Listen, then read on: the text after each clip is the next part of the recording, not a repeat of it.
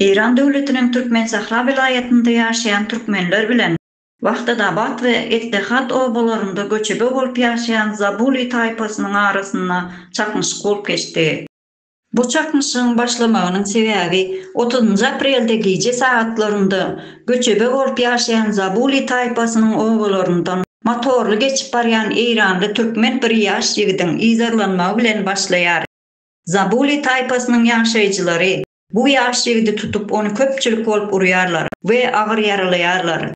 Sebäpsiz ýere urulup ýaralanan ýaş ýigit öz ýaşaýan ogasy bolan Ýalma Salyan ogasyna gaýdyp gelip bu bolup geçen wakany ene atasyna görüň berýär. Yaralanan ýaş ýigidiň ene atasy bu bolup geçen wakanyň sebäbini bilmek üçin Zabulilaryň ýaşaýan Wagtat ogasyna gidýärler. Emma Zabuli tiresiniň ýaşaýjylary bu ýaş ýigidiň ene atasyny ýesir alýarlar. Bu wakany törekde ýaşaýan türkmenler eşitýärler we ýaş ýigidiň ýesir alynan ene atasyny halas etmekler üçin 30 töwereg türkmen ýaş ýigitleri Zabulilaryň ýaşaýan oglaryna ýaragsyz gidýärler. Türkmenleriň geljegini öňünden bilen Zabuli tiresiniň ýaşaýjylary bu türkmenleriň garşysyna ýaragly çykýarlar. Netijede bu ýerdäki bolup geçen wakada 27 ýaş ýigit agyr yaralanýar we 2 kişi bolsa ölýär. Bu ýerdäki bolup geçen ýagdaýdan soň İran döwletiniň howpsuzlyk güýçleri we ýaragly eskerleri gelýär.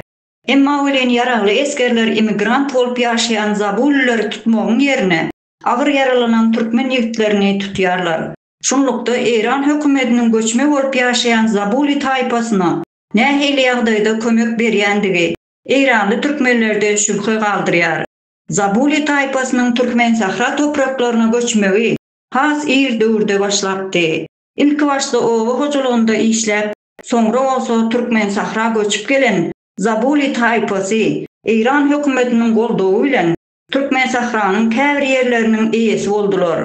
Göçebe bolup ýaşaýan Zabuli taýpasynyň türkmenlere garşy çykmagynyň esas maksady suw meselesi bolup durýardy. Bu wakadan soň İran döwleti öz güýçlerini aradan aýyrdy.